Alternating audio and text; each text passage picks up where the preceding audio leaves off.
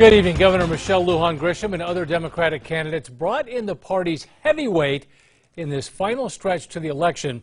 United States President Joe Biden made two campaign stops here in Albuquerque today.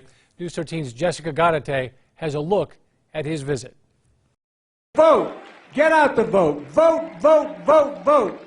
A passionate plea from the President of the United States while visiting Albuquerque. 5 days to go, and until the most important elections in our lifetime. And that's not hyperbole. It's going to shape what the next two generations look like.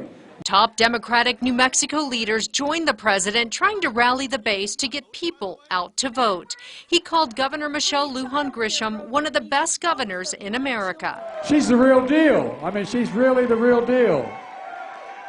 Again, God love her, as my mom would say. Hundreds gathered at the Ted M. Gallegos Community Center in the South Valley. It is now part of Congressional District 2 after redistricting. It's a seat Democrats are trying to flip.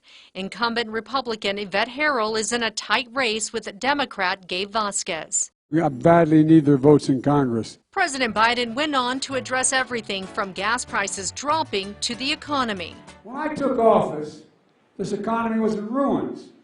My predecessor was the first president President Herbert Hoover, who actually lost more jobs he had fewer jobs when he left than when he came in. The president spoke earlier at an event on the CNM campus where he praised the governor's Opportunity Scholarship. It's no surprise New Mexico has seen one of the fastest, I think either one or two fastest growing increase in college enrollment in the state, in their state.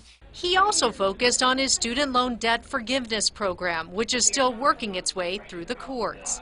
That's 150,000 New Mexicans who will get $20,000 of their loan wiped off immediately, plain, simple, and it matters.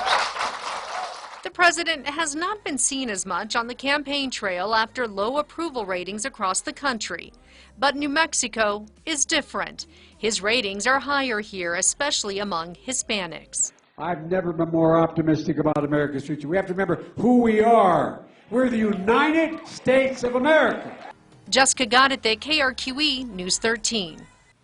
The Democrat looking to represent the South Valley and the rest of District 2, Gabe Vasquez, was not there for today's rally. In a statement, his campaign said Vasquez was doing voter outreach in southern New Mexico and could not make it to Albuquerque today.